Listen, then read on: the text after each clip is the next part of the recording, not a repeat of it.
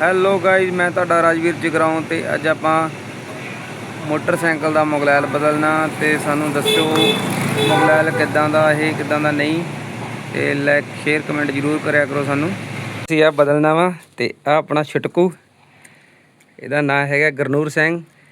ਮੂੰਹ ਨਹੀਂ ਦਿਖਾਉਂਦਾ, ਦੇਖੋ ਇਹਦਾ। ਇਹ ਮੁਗਲੈਲ ਆ ਦੇਖੋ ਇੱਧਰ, ਇਹ ਵੀ ਚੱਕੀ ਜਾਂਦਾ ਫੱਟੇ।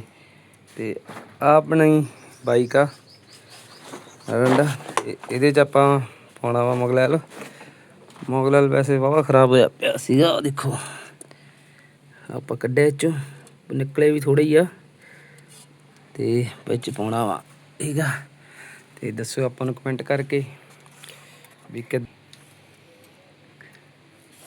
ਤੇ ਆ ਦਿਖਾਈ ਮੁਗਲੈਲ ਚੱਕੀ ਡੱਬਾ ਮਾੜਾ ਜਿਹਾ, ਆ ਚੱਕ ਦੇ ਬੱਚੇ ਚੱਕੀ ਡੱਬਾ ਦਿਖਾ ਦੇ ਸਾਰਿਆਂ ਨੂੰ ਵੀ ਅੰਗਦਾ ਹਜੇ ਮੁੰਡਾ ਨਵਾਂ ਬਲੌਗ 'ਚ ਆਉਣ ਲੱਗਿਆ। ਹਜੇ ਖਾਣ ਖੂਣ 'ਚ ਨਹੀਂ ਸੰਗਦਾ, ਬਸ ਐਂ ਗੱਲਾਂ ਬਾਤਾਂ 'ਚ ਹੀ ਸੰਗਦਾ ਹੈ ਇਹ। ਉਹ ਦੇਖ ਸਿੱਧਾ ਹੀ ਜਾਂਦਾ ਅੰਦਰ। ਲੱਗੇ ਆਪਾਂ ਮੁਗਲੈਲ ਵਿੱਚ ਤੇ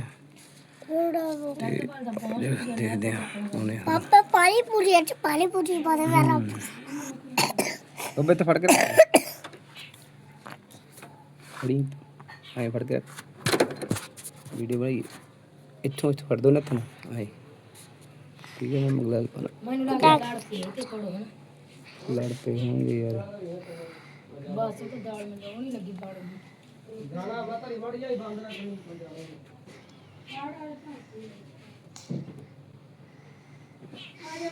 ਕਿਉਂ ਡਰ ਲਿਆ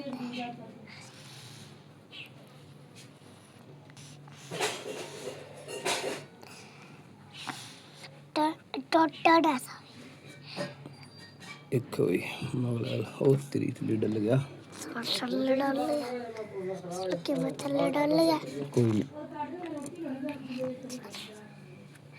ਉਹ ਚਾਲ ਕੀ ਕਰ ਰਿਹਾ ਕੋਈ ਨਹੀਂ ਪਾਪਾ ਡੱਕ ਲੈ ਮੁਗਲੈਲ ਪਾਤਾ ਤੇ ਗਿਆ ਜੀ ਤੂੰ ਫਿਰ ਉਹਨਾਂ ਵੀਡੀਓ ਬਣਾਈ ਆਪਣੇ ਬੱਚੇ ਨੇ ਇਹਨੇ। ਤੇ ਆ ਦੇਖੋ ਹੁਣ ਇਹ ਕਿਉਂ ਹੁਣ ਮੁੰਡਾ ਚੈੱਕ ਕਰਦਾ ਵਾ, ਗੈਸ ਬੰਦ ਜਾ ਤੱਤੀ ਹੋ ਗਈ ਚੈੱਕ ਕਰਦਾ ਵਾ ਕਿਉਂ। ਪਰ ਇਹਨੂੰ ਕੱਢ ਹੁਣ ਕੱਢ ਕੇ ਦੇਖ ਬਾਹਰ, ਬਾਬੂ ਨੂੰ ਬਾਹਰ ਕੱਢ ਕੇ ਦੇਖ ਨੂੰ, ਖੋਲ ਕੇ ਆਏ ਤੇਰੀ ਬਰਾ ਤੇ ਲਿਬੜ ਗਏ ਕਿੱਦਾਂ। ਚੱਲ ਕੋਈ ਨੀ, ਹੱਥ ਵੀ ਲਿਬੜ ਗਏ ਮੁੰਡੇ ਦੇ ਕਾਰੀਗਰ ਦੇ। ਆ ਗਿਆ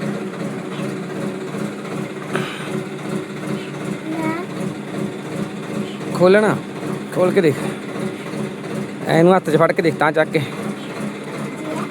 ਹਾਂ ਸਹੀ ਆ, ਠੀਕ ਆ। ਫੋਨ ਦੇ ਲਿਆ